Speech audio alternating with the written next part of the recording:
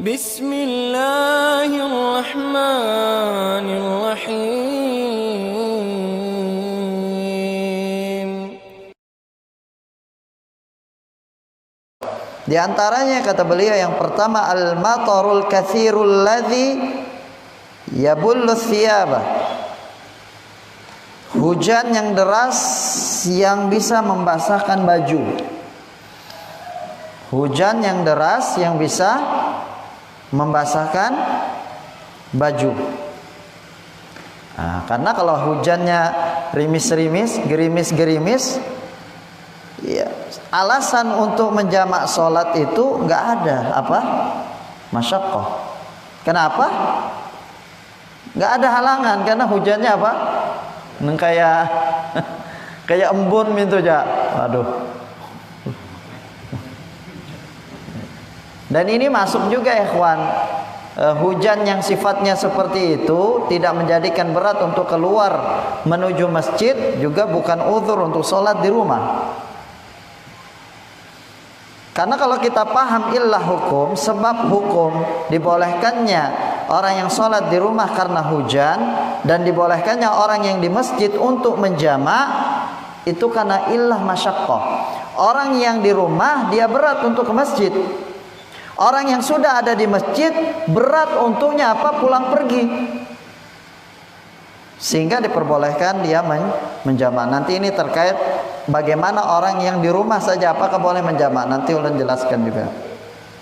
Juga terkait masalah boleh ke wanita menjamak. Iya. Apakah itu terkhusus laki-laki saja? Iya. Ini beberapa pembahasan dalam masalah ini. Jadi yang pertama yang diberikan keringanan pula untuk menjamak solat adalah al-matarul katsir.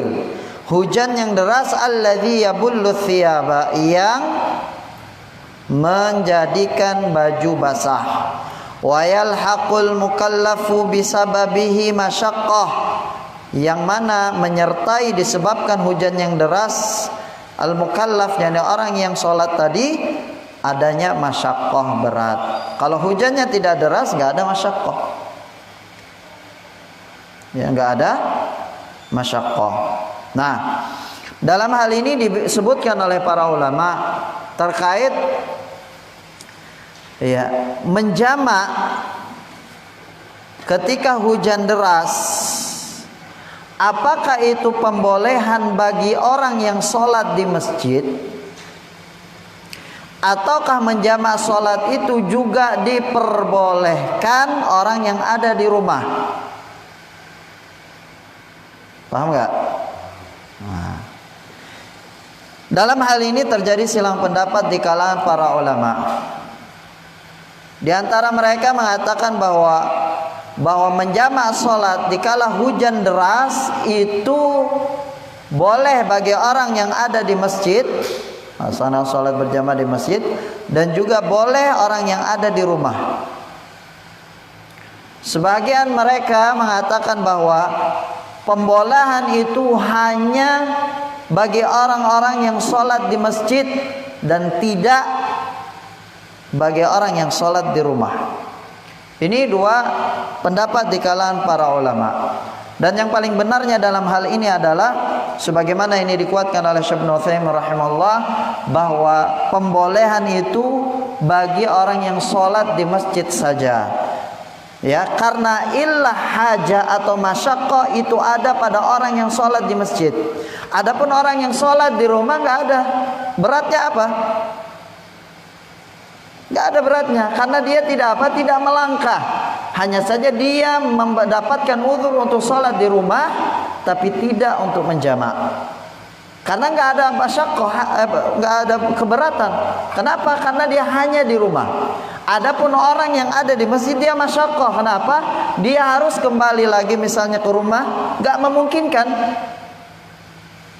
Iya, kembali lagi. Ya. Maka ini berat untuk sholat pada waktunya masing-masing. Kalau terjadi hujan, maka kata mereka bahwa pembolehan menjamak sholat ketika hujan deras itu terkhusus orang yang sholat di masjid.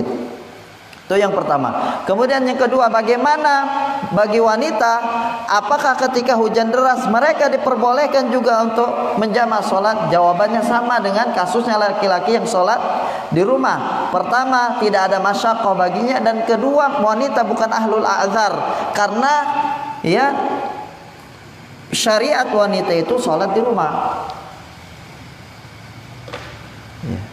Mau terjadi hujan ataupun tidak terjadi hujan, seafdol-afdolnya mereka sholat di rumah, tidak ada problem. Sehingga wanita ketika hujan mereka tidak disyariatkan untuk menjamak sholat. Demikian pula laki-laki yang dia sholat di rumah saja, walaupun berjamaah. Ya, karena ya makna daripada pembolehan menjamak sholat ketika hujan itu ada pada orang yang sholat di masjid. Ya, jadi yang menjamak sholat di masjid. Jelas ini? Nah. Kemudian ini juga dibahas di dalam kitab fikih.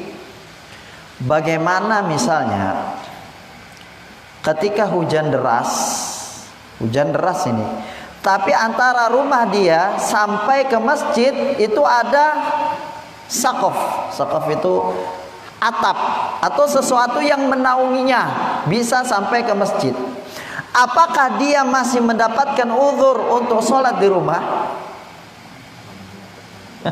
Nah, kayak siapa? Arfani rumahnya situ, hujan deras. Ini menyebarangnya lewat itu atap sekolah itu sampai sini. Nah, apakah beliau ini masih diberikan uzur untuk sholat di rumah, ataukah masih ada kewajiban untuk sholat di masjid? Karena apa? Karena sebab adanya apa? Adanya atap yang menaungi, atau apa ikhwan? Payung misalnya. Gimana ini? Al-jawab bahwa rukhsah itu masih ada padanya. Karena perintah Nabi sallallahu alaihi wasallam memberikan keringanan bagi orang yang sholat berjamaah di masjid ketika terjadi hujan, boleh dia sholat di rumah, tidak memberikan ketentuan sama sekali. Dan di masa Nabi sallallahu alaihi wasallam memungkinkan mereka mengambil sesuatu untuk menaunginya untuk sampai ke masjid.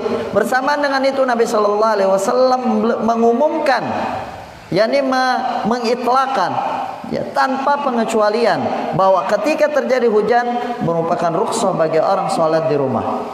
Memungkinkan kada di masa Nabi sallallahu alaihi wasallam mereka mengambil sesuatu untuk menaungi dirinya untuk sampai ke masjid? Mungkin sekali.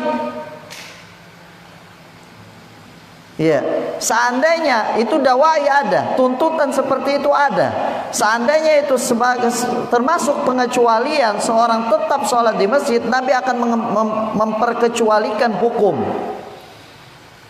Bagaimana? Bahwa ketika terjadi hujan, sholat di rumah, boleh sholat di rumah kecuali orang mendapati sesuatu yang bisa dijadikan untuk bernaung, kan seperti itu.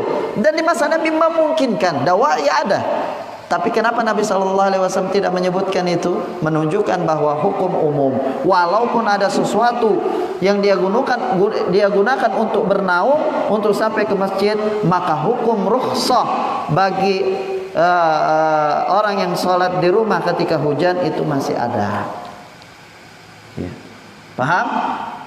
Demikian pula orang yang bisi mobil, demikian pula orang yang bisi payung, ketika terjadi hujan maka masih mendapatkan keringanan untuk sholat di rumah. Wallahu taala a'lam bishawab.